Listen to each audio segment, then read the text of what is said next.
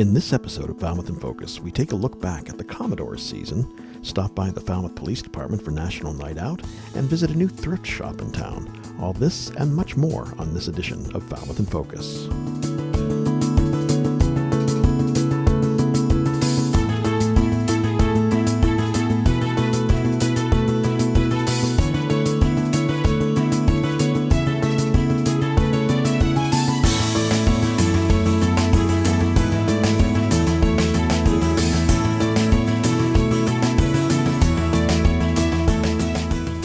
Hello and welcome to Falmouth in Focus, FCTV's current affairs program.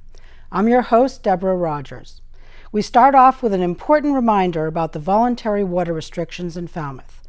Water Superintendent Steve Rafferty reports that due to above average water demand for this time of year, the town is asking everyone to follow the odd-even rule and irrigate on alternating days.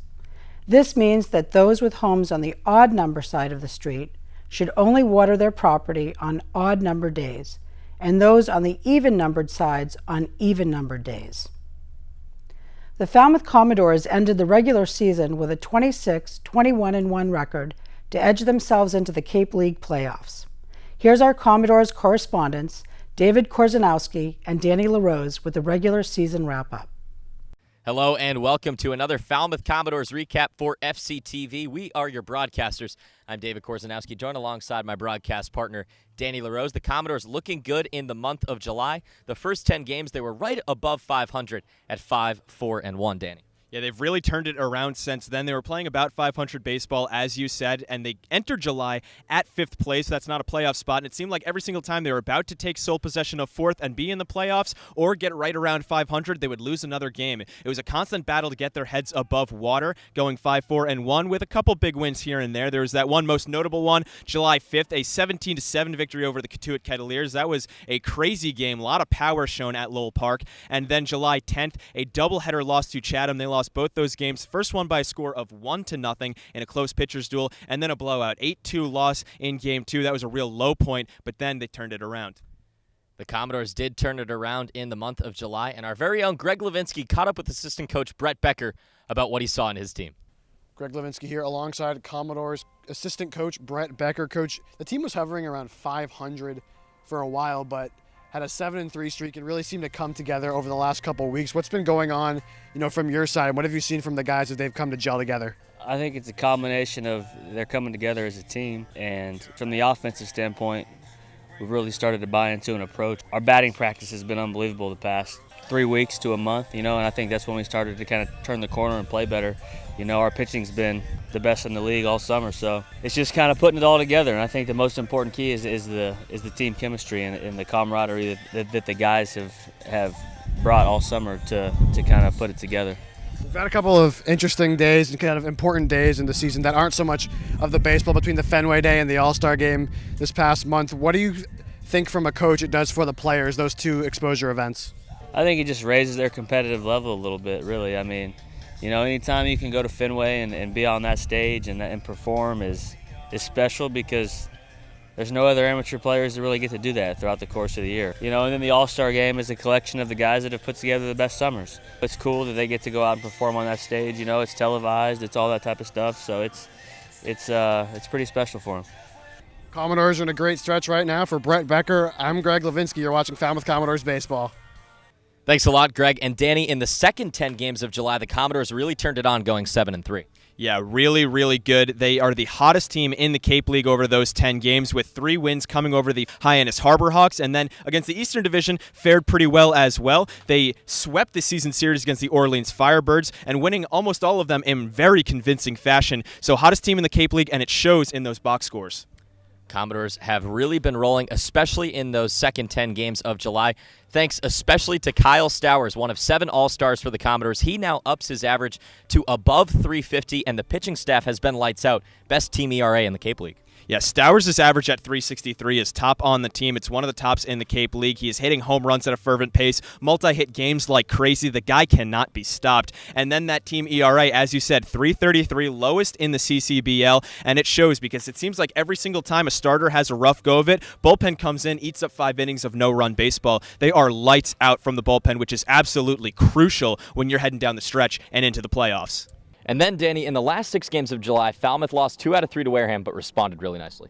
Yeah, in about a 3-game series against the Wareham Gatemen, they did lose 2 of those games, but they played nicely in those games. None of them were blowouts. And then, as you said, they responded really well with a 3-game winning streak. They beat the Chatham Anglers, convincing 6-1, right after beating the Bourne Braves in dramatic fashion, a walk-off home run from Davis Sims. And then a couple games later, defeated the Brewster Whitecaps in a dominating performance, 10-2 victory over Brewster. So they looked really solid after dropping 2 of 3 to Wareham. The Falmouth Commodores split the season series with the Wareham Gatemen. No game was decided by more than 4 runs. And then in the final 3 games of July, Falmouth had 7 home runs, 2 against Bourne, 5 against Brewster. They finished the month of July with a record of 16-9-1. Falmouth is looking good heading into the postseason. We'll keep you up to date here on FCTV. For my broadcast partner, Danny LaRose, I'm David Korzanowski. We'll see you soon. The Doors made it all the way to the West Division Finals, where they were eliminated by the Wareham Gatemen. You can watch the home playoff games on FCTV Public Channel 13. Congratulations to the entire organization for an exciting season. Thanks to Eliza Laycock for that coverage. It's time now for 3 things from Town Hall, FCTV's condensed version of the takeaways from recent municipal meetings. Selections are chosen based on community impact. Town Manager Julian Suso and Assistant Town Manager Peter Johnson-Staub reminded the board of the flow-neutral bylaw that was established recently and requested a variance for the new senior center building, which would allow the building to construct a septic tank for its wastewater rather than hooking up to the newly extended sewer system. The selectmen heard from wastewater superintendent Amy Lowell, and the board agreed that this particular municipal building does indeed fit under the criteria set for a variance. I just want to make note that the recently adopted flow-neutral bylaw guidelines, which the Board of Selectmen presented for discussion on June 4th, 2018, does note municipal use as one of the priority consideration. I move approval. Second. All those in favor? Aye. Aye. Thank you. Later in the meeting, the selectmen heard from the Senior Center Building Committee for a brief update on the new senior center. Chairman of the committee, James Vieira, reported to the board several things they have been working on while cooperating with the design and development company, specifically mentioning controlling site costs, budget, energy efficiency, and schedule. So we now have our construction documents are underway. Those are really the screws, nuts, and bolts of the whole project and getting them on paper. So BH&A is working on that, and we hope to have that completed by the end of this month. Going to get some bids out in mid-September and hopefully have a contract awarded mid-October. There are a lot of folks that had a passion about this project, and that's hugely important, but the real hands-on experience makes a difference in whether or not these things move along and are done in a timely way. So thank you. The selectmen recently met and updated their strategic plan for fiscal year 2019 through fiscal year 2023. The selectmen reviewed the plan and touched on some specific items in the plan. Selectman Sam Patterson brought up the alternative energy section of the plan, suggesting that the plan include pursuing electric vehicles for municipal use. That this is something that you need to start looking at in terms of providing infrastructure, but in terms of alternative energy sources, we need to begin to think about that. There's already lots of technology available, and municipalities are starting to use electric vehicles. How would you want that worded? That's basically just as I Just said. It was explore? number 4. It's explore the integration of electric vehicles into the town's vehicle pool. Integration, okay. To see the meetings in their entirety, check out Government Channel 15's program schedule at fctv.org. We're going to take a quick break to learn about Little Pond oysters, and when we return, we'll take a closer look at Falmouth's new thrift shop, events during the Falmouth Road Race weekend, and much more. Stay with us.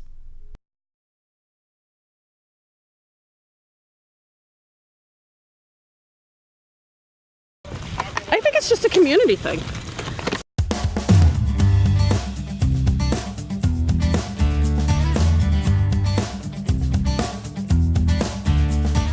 Today what's happening is we're getting an assembly line of people to basically take 2 million shellfish, and we're going to move them from this pond over to Green Pond into West Falmouth.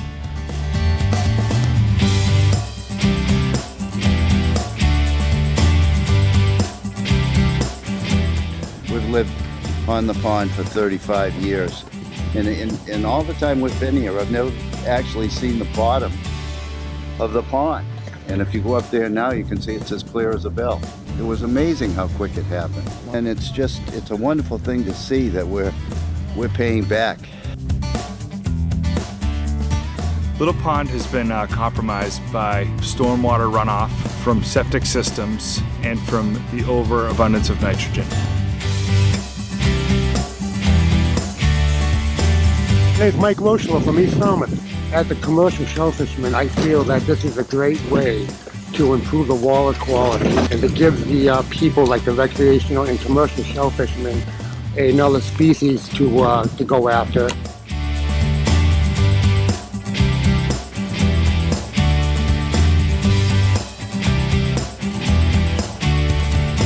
So this one right here, this was one that was seeded 2 years ago, and you can tell the growth rings on them. If you look up next to this one, that's the first year, and it's the same size as this one. That's the second year growth, and this is the third year growth on it. This is awesome.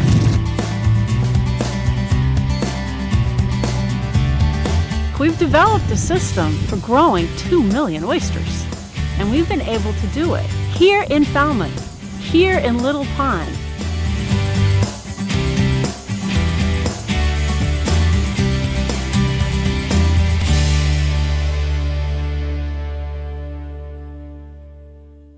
Birdies in Little Pond.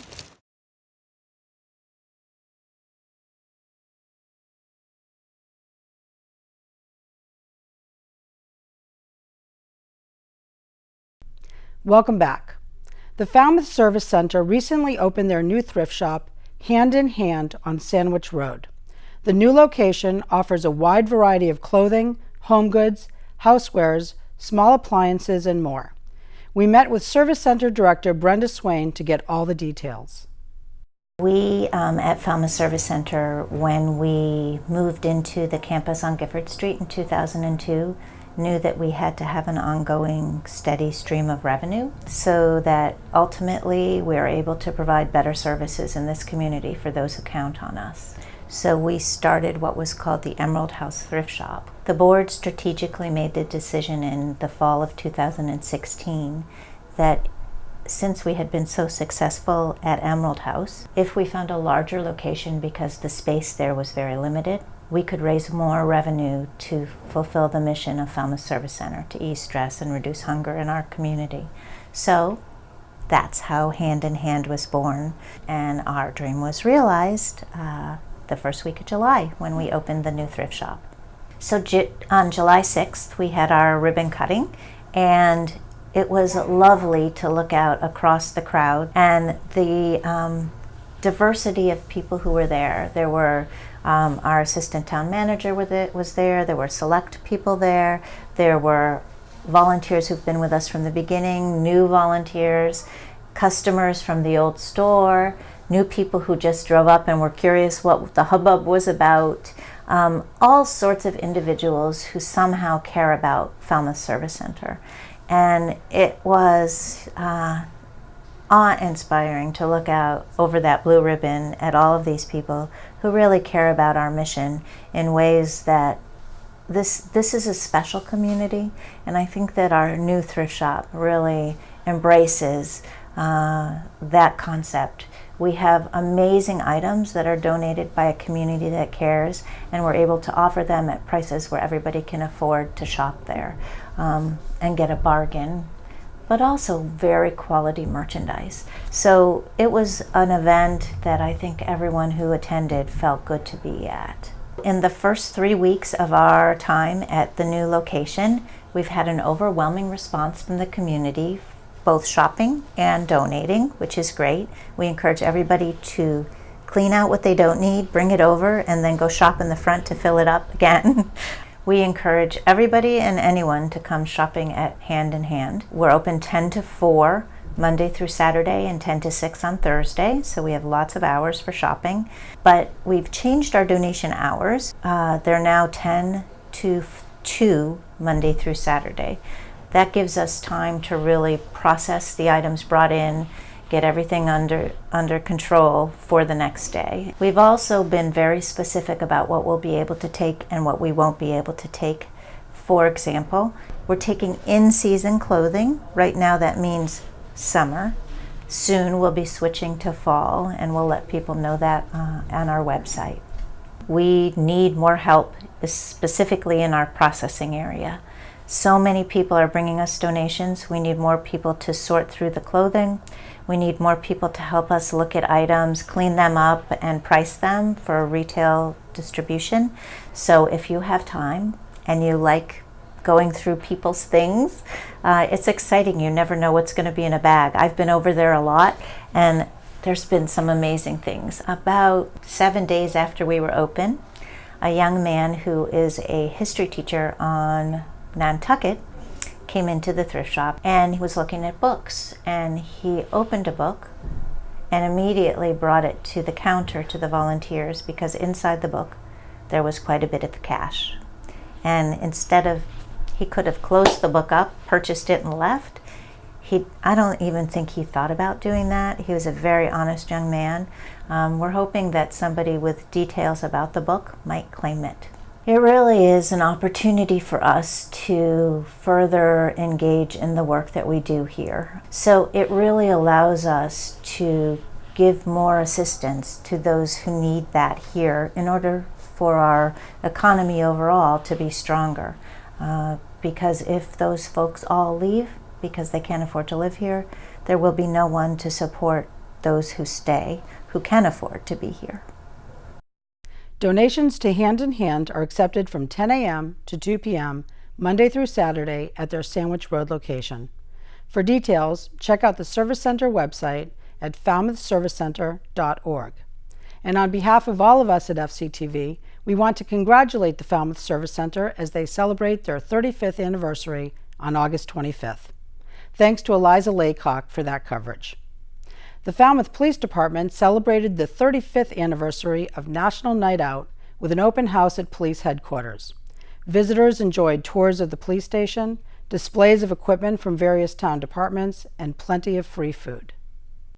We've been doing National Night Out for many years, and 6 years ago we decided to start doing it here at the police station. We combined it with an open house, try and bring the community here so that we can go ahead and open our doors to them, show them our equipment, come down to the level, break bread, and have a good time. So we couldn't do this without the community. And everything you see here tonight has been donated by the community. We have all kinds of local businesses who have decided to give to this event, and the community that comes here, that's what it's all about. And outside the rear door, we have some police cruisers, we have our police motorcycles, our ATVs, our bicycles. The fire department has a ladder truck and an ambulance back there. The Barnstable County Sheriff's Office has their boat as well as their mobile command center. The CERT team has vehicles out there. And we also have our most popular attraction, other than the food, would be our dunk tank, where tonight we have Officer Oliver in the dunk tank, and kids and adults alike are welcome to take a chance to send them into the water. All year long, we work really hard to be out there and part of the community. We have over 30 community liaison groups that officers are assigned to.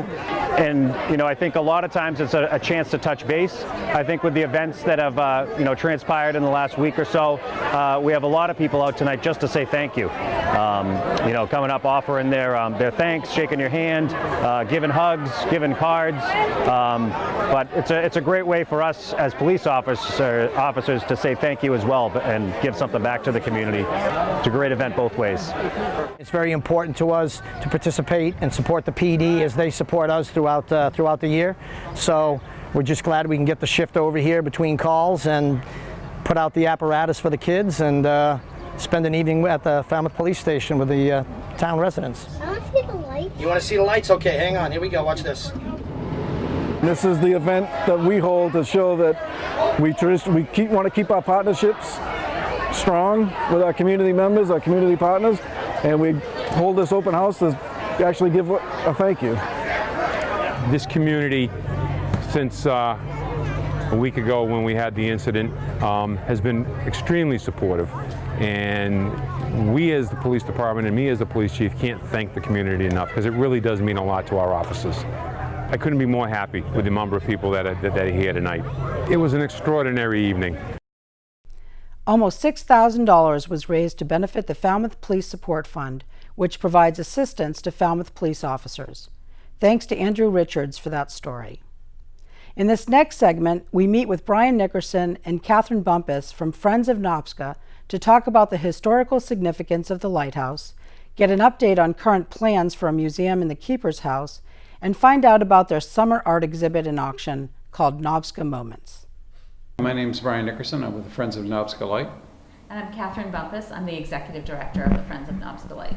For the people who come to visit Nopska, the first thing they see is the spectacular landscape and the virtually 360-degree view of water. The tower itself sits on a promontory, and because of that, it's just a special, special place. And it's also very windy. So when people come into the tower, first they see the spiral staircase squirting up into the top of the lighthouse tower with a brick inside.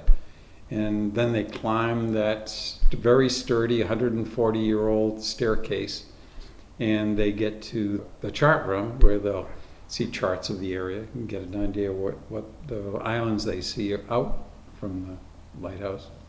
And then they get to the top. They get to see the 1888 Fresnel lens, and they have that 360-degree view. You can see as far as New Bedford. You see the Martha's Vineyard. You see the Elizabeth Islands, and you look back and you see Falmouth going on to down Cape. So at that point, they have a lot of questions, and our tour guides try to answer every one of those questions. Recently, this past year, we did a lot of work to the Lighthouse Tower. It had been really starting to show its age. It had been maintained by the Coast Guard, but over the past few years, it had started to need significant amounts of work. And we decided that the first place we would start in our renovations of the property would be the tower, to get it in really good shape for everybody. And so now, instead of peeling paint and rust, we have a gleaming outside white tower, and it is more welcoming to people to come and visit. And we will then be looking at working on the house and transforming the house into a maritime museum, so that at other times when the tower is not open, people will be able to come here and learn about the history of Nopska and the maritime community that it protected for so long. Right now, behind us are some photographs from a show that we're doing called Nopska Moments. We have more than 100 photographs donated from photographers who love Nopska and are, for the most part, they're for sale. A couple of them are not. Some are historic, some are from the air. There are different perspectives. No two are alike, and they're an incredible piece of beauty. We're lucky because we get to come here on a regular basis and enjoy this location, but our goal is for more people to be able to come and enjoy it and keep it publicly accessible. Nopska Moments will be on display at the Keeper's House until September 3rd. For more information about the auction and how to bid, visit friendsofnopska.org. Thanks to Seth Harrington for that piece. It's time now for this month's fishing report with Ryan Collins of My Fishing Cape Cod. Hello everyone, and welcome to another edition of the My Fishing Cape Cod Falmouth Fishing Report for the month of August. In this edition, we're going to be following My Fishing Cape Cod founder and creator Ryan Collins as he heads offshore in search of big-eyed tuna. We had an 8-rod spread. So the guys used the outriggers. We would have a spreader bar on the long outrigger, another one on the short, and then Kurt would put a few different types of lures on the flat lines. But here you go, here's Ted setting out one of the outriggers it's quite the production doing all this without getting all tangled up. And we would definitely get a few tangles because we would end up hooking 8 fish all at once in just a few moments here. While all this rigging is a bit complicated, there are plenty of charter captains willing to venture out offshore, especially around the Falmouth area. Black bar, it's like tuna candy chain. Okay.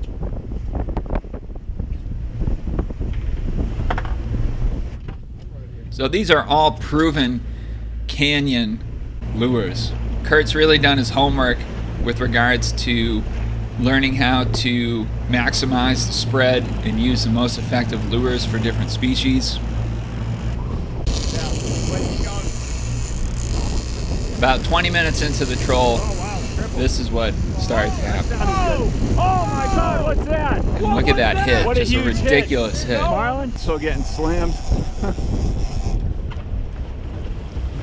The only one to get that 80 in right there, that's that play. Kurt is just slowly lifting the fish up.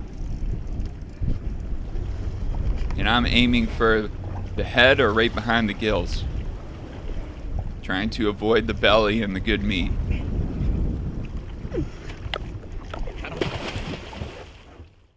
As you just saw, August is a great time of year to go out in search of giant tuna. Whether it be on your own, a friend's, or a charter captain's boat, there's a great chance that you can land a giant tuna as well. For more detailed information on the techniques used on this particular trip, head on over to myfishingcapecod.com. And until next time, everyone, tight lines and take care. Thanks to Andrew Burke for that piece. We're going to take another break, and when we come back, we'll take a look at events happening during Falmouth Road Race weekend. Stay with us.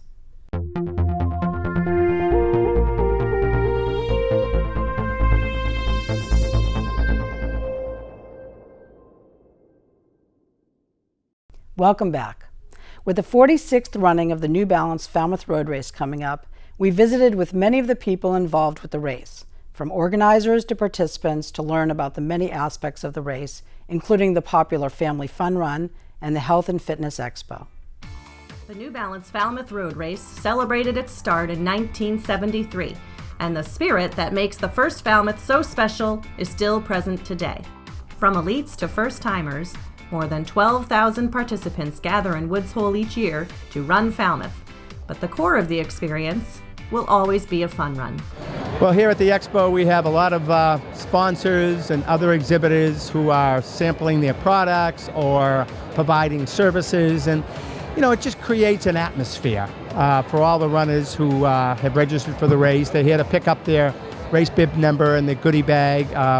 So it's just a great way to kick off the weekend for all the runners in terms of their level of excitement. And with all the exhibitors here and all the clinics that are going on, it's just it's a great weekend. This race, the New Balance Falmouth Road Race, really has it all. In terms of road races across the country, there really isn't anything better than the Falmouth Road Race. There's just so much history.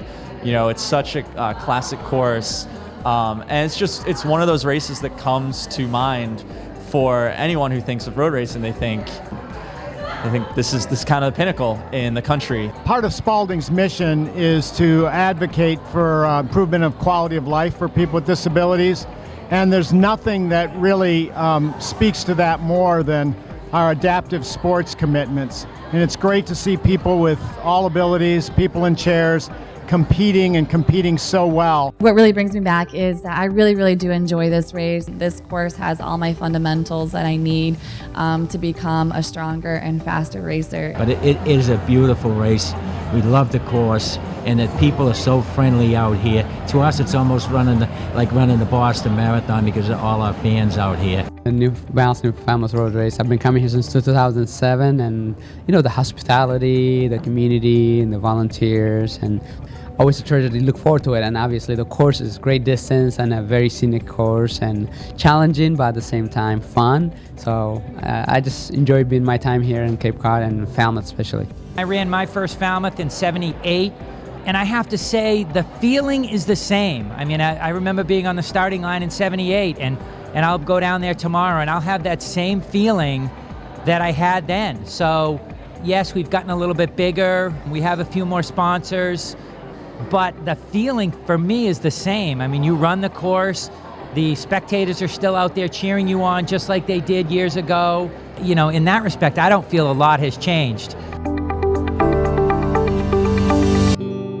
The New Balance Falmouth Road Race is this Sunday, August 19th. The entire race will be broadcast live on FCTV Public Channel 13 starting at 8:30 a.m. To watch replays, check out the FCTV Channel 13 schedule at fctv.org. Thanks to Ryan Weber for that piece. FCTV wants you to know that television can be as easy as hitting record on your smartphone.